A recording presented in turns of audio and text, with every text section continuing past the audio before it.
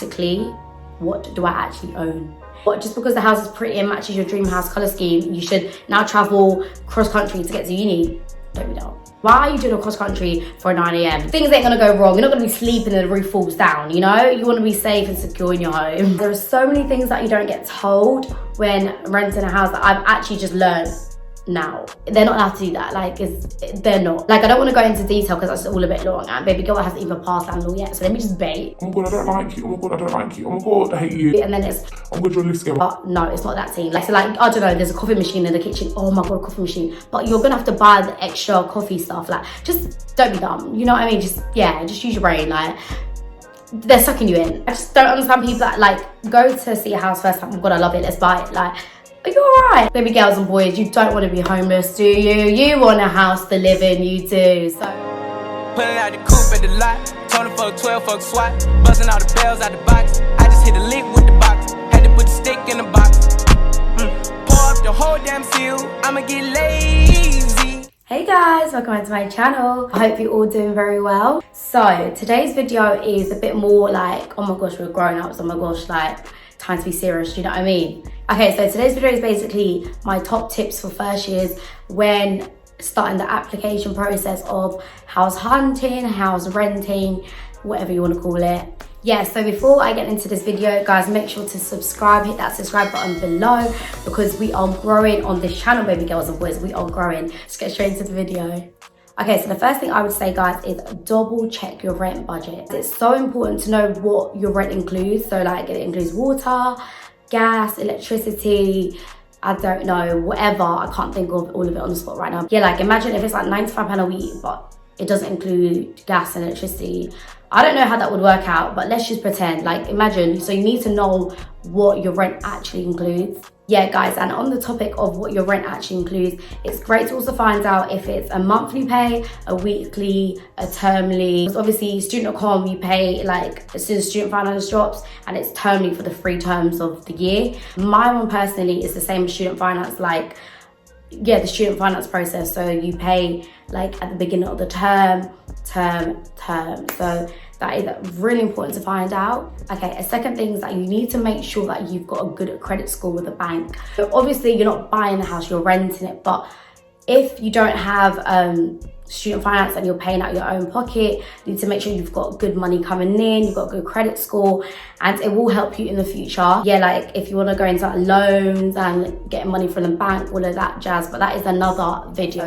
Then there's the question of how do I find a house? Like, where do I even start looking? Yeah, so obviously student.com is easy when you're in first year because you have your first, second, third choice of university. Yeah, so you can start looking at the Unicom list. So then you can go through the process of picking accommodations. The best thing you can do is contact your local letting agency and try pick the best one based on what your student.com recommends. Like if you go to reception and say, oh, like I'm looking for a house in second year, do you have any recommendations of good student.com letting agencies? And they should provide you like a list or at least like 1 or 2 of like really good ones that quite a lot of people have moved on from student.com and have got into housing, and this is the company they use. Yeah, but not everyone wants to go through like the agency route, which is fine. You can find your own private landlord elsewhere, but there are incentives of going through like an actual legit agency. They're basically like the middleman between the landlord and you. So if anything goes wrong, you contact the agency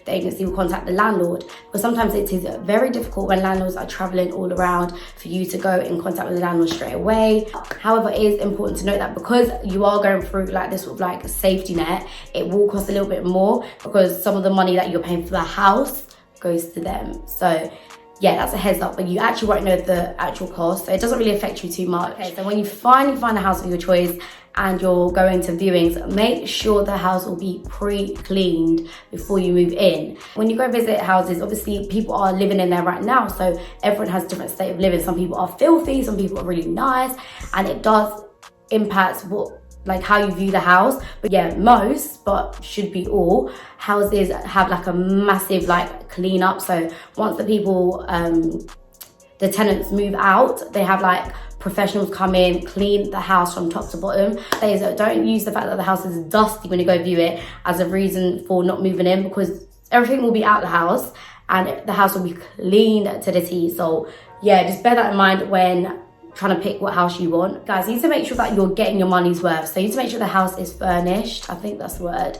down to the T. What I mean by this is that you've got bed, you've got wardrobe, you've got a desk, you've got chest of drawers. Do you know what I mean? Like, you don't get a box room and it's like, yeah, here's your box room, here's a bed, everything else you get yourself. Because then you're thinking, I've got a bed, I've got a TV, but where am I putting my clothes?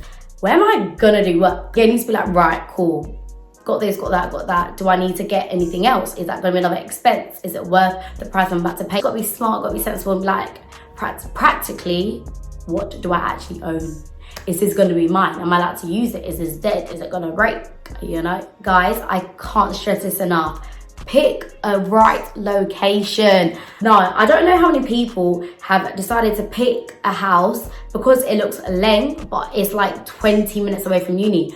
Why? Like, why would you do that to yourself? But just because the house is pretty and matches your dream house color scheme, you should now travel cross country to get to uni? Don't be dumb. Guys, just use your initiative and be like, right, cool. Where's this house? Where's my uni? Is it a bot? Am I actually going to go to university, or am I just going to be chilling at home because I like my house? Basically, make sure that the house is near uni. My house right now is a 15-minute walk from uni maximum. Won't be any longer, and if it is any longer, it means I'm taking a mick. Like, yeah, guys, I think 20 minutes walk maximum. Anything else, you're stretching it. Like, you're doing too much. Why are you doing a cross country for 9 a.m? Okay, guys, so in terms of safety, there's two things I want to mention. Number one is make sure the location of the house is safe.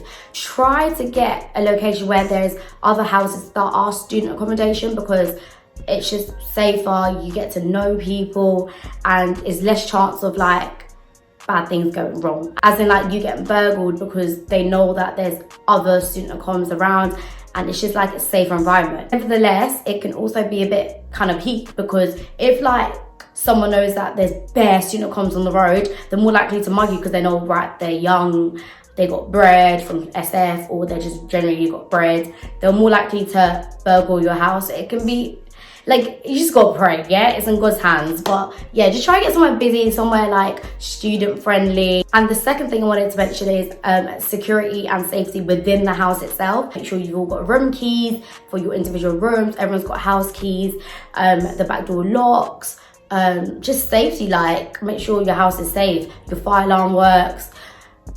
Things ain't gonna go wrong. You're not gonna be sleeping and the roof falls down, you know? You wanna be safe and secure in your home. Read the tenancy agreement. Guys, this is coming from a law student. I don't wanna big myself up, but like, baby girl's a landlord. And can I just say that landlords actually will bump the hell out of you if you're not careful. So read your tenancy agreement, read the contract, read the pros and cons, the terms and conditions. There are so many things that you don't get told when renting a house that I've actually just learned now. For example, the landlord can't come into your house unprovoked. Like, you can't just open the door and be like, hi, I'm coming to check on you. They're not allowed to do that. Like, they're not. Like, I don't want to go into detail because that's all a bit long, and baby girl hasn't even passed landlord yet, so let me just bait. A bit of background information, just get yourself a bit familiar with, like, this is a big thing. You're renting a whole home. Like, this is scary stuff. Okay, so obviously with student accom, you make your friends by living with like strangers.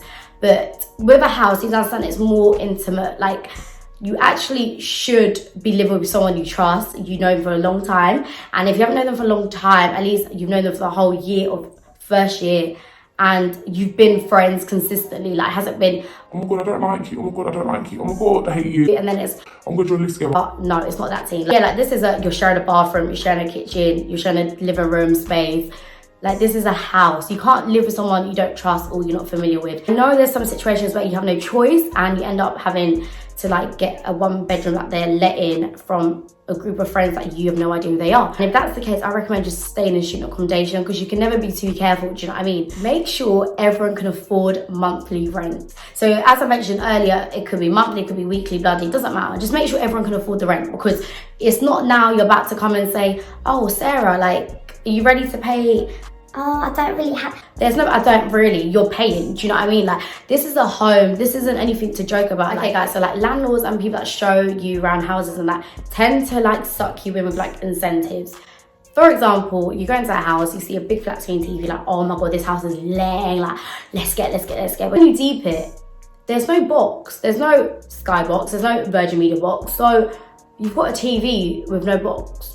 you're gonna have to pay a TV license. You can't get sucked in by what there is in the house, because you need to update if there's any external extra expenses you're gonna have to pay. So like, I don't know, there's a coffee machine in the kitchen. Oh my god, a coffee machine. But you're gonna have to buy the extra coffee stuff. Like, just don't be dumb, you know what I mean? Just use your brain. Like, they're sucking you in. Guys, when going for like viewings, and not all of you are going that are trying to move into the house, like say there's 5 of you but only 3 of you can go, make sure to take videos and pictures of each room, what the house looks like before you move in and stuff. So just makes your life a bit easier when you're trying to pick out of like 4 houses that you've looked at and you can't remember them too well. Pictures online don't always do it any justice.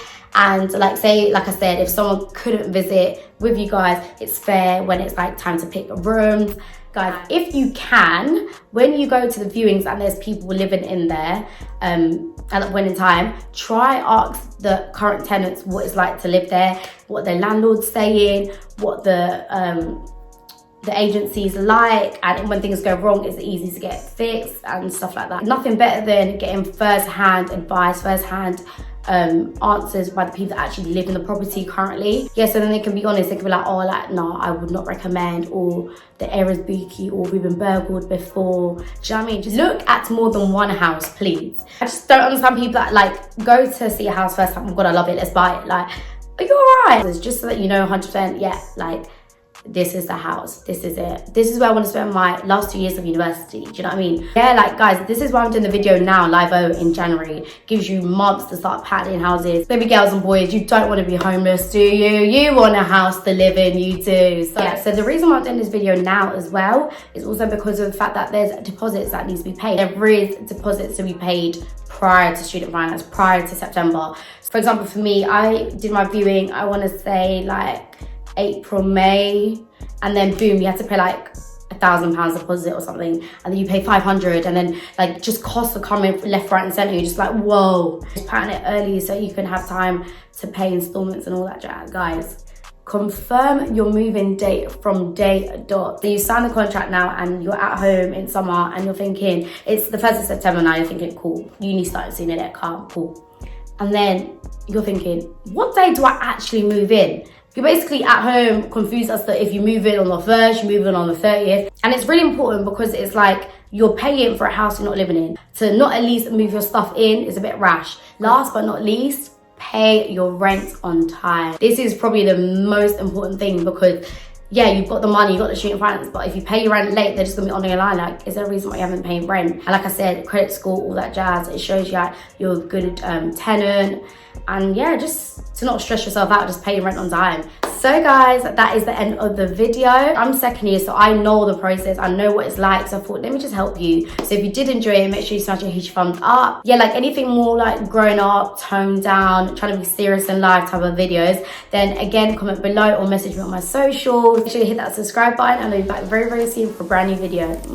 See ya. Pulling out the coupe at the lot, told him fuck 12, fuck SWAT, busting all the bells out the box. I just hit a lick with the box, had to put the stick in the box. Pour up the whole damn seal, I'ma get laid.